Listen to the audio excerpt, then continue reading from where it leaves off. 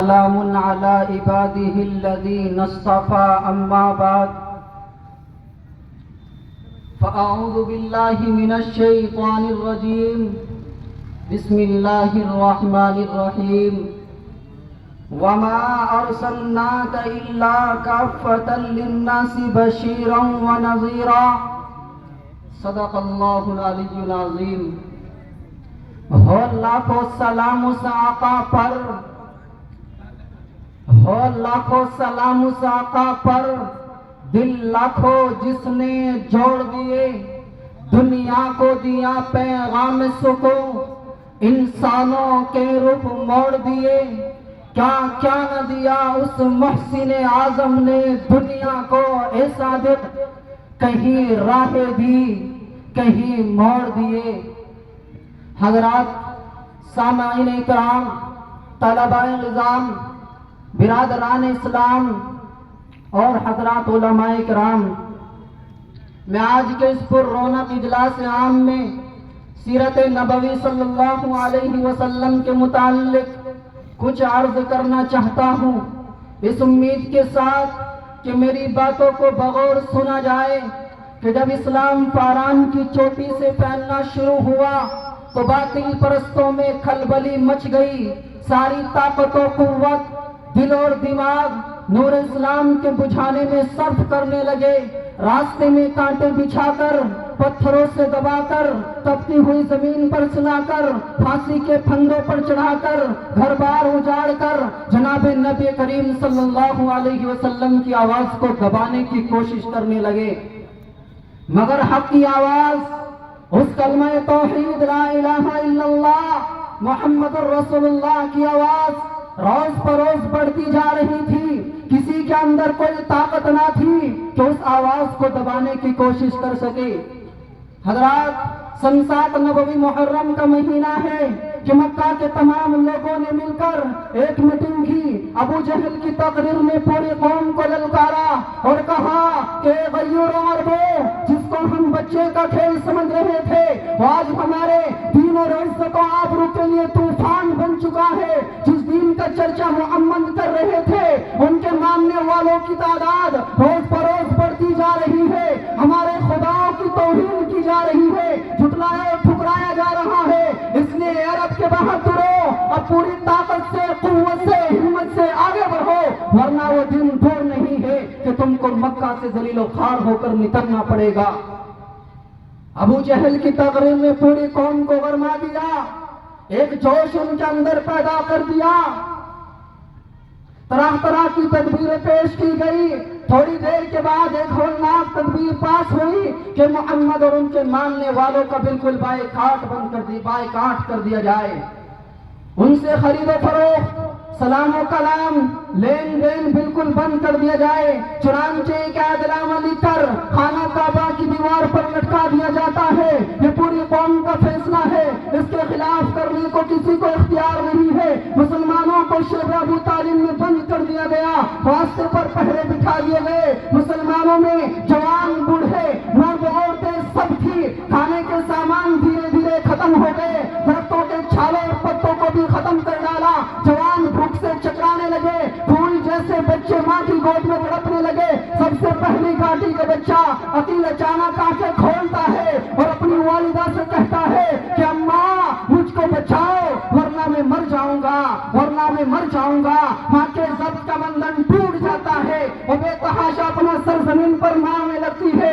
لوگ اسے سنبھالتے ہیں اور وہ یہ کہتی ہے کہ اے لوگوں، مجھ کو چھوڑ دو، میں اپنے لقب جگر سے پہلے مرنا چاہتی ہوں.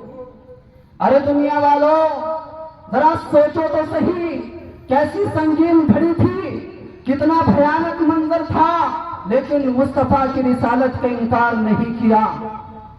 حضرات سامعین اکرام، آپ صلی اللہ علیہ وسلم مسجد نبوی کے اندر تشریف فرما ہے. سامنے سے ایک صحابی آتے ہیں اور اپنے پیٹ سے کپڑا ہٹاتے ہیں اور کہتے ہیں کہ اللہ کے نبی آپ ادھر دیکھیے، میرے پیٹ پر پتھر بنا ہوا ہے. تو جہان کا سردار، مقام محمود کا مالک، عرش و فرش پر جس کی نبوت کے ڈنکے بج رہے ہو، طٰہٰ جس کا نام، یاسین جس کا نام.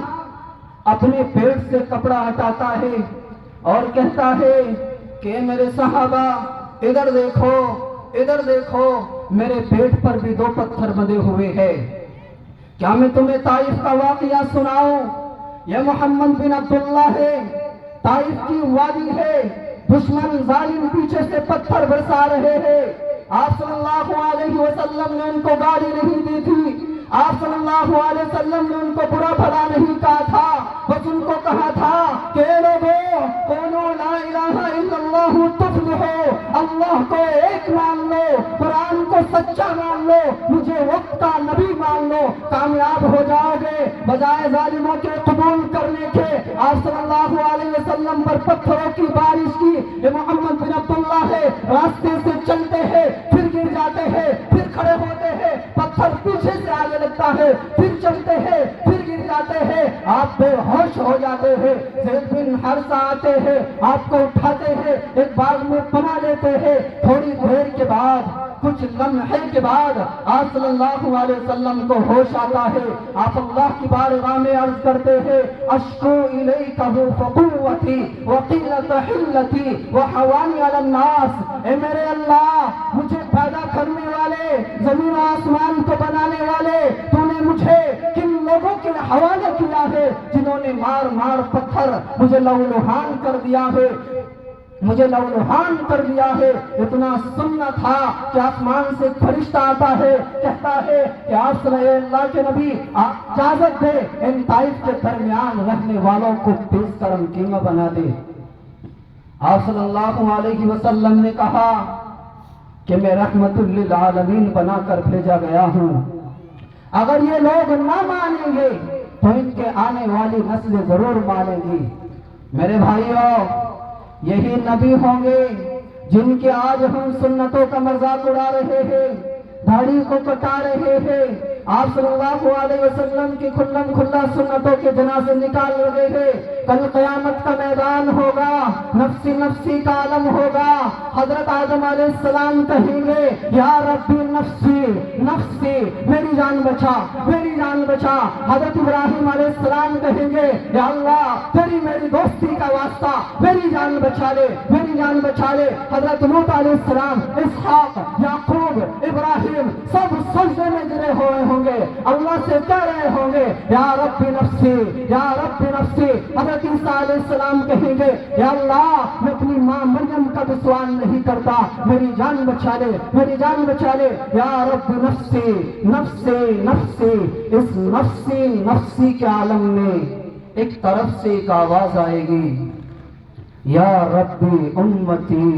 کیا درد ہوگا اس آواز میں، وہ تو آقا جانتے ہیں۔ آقا کہیں گے یا ربی امتی امتی، میری امت کو بچا لے۔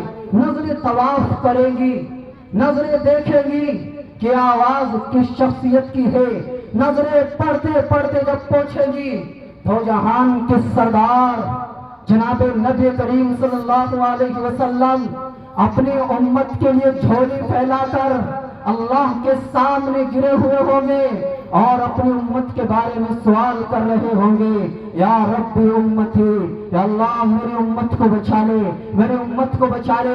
امت کے تہجد گزاروں کو نہیں، اما عائشہ کو نہیں، حضرت فاطمہ کو نہیں، میرا نبی ان کے لیے روئے گا جو شراب پیتے پیتے مر گئے، زنا کرتے کرتے مر گئے، چوری کرتے کرتے مر گئے، سنتوں کا مذاق اڑاتے اڑاتے مر گئے، حرام کھاتے کھاتے مر گئے۔ کل قیامت کے دن میرا نبی ان کے لیے روئے گا اور اللہ سے سفارش کرے گا کہ اللہ اس میری امت کو بچا لے۔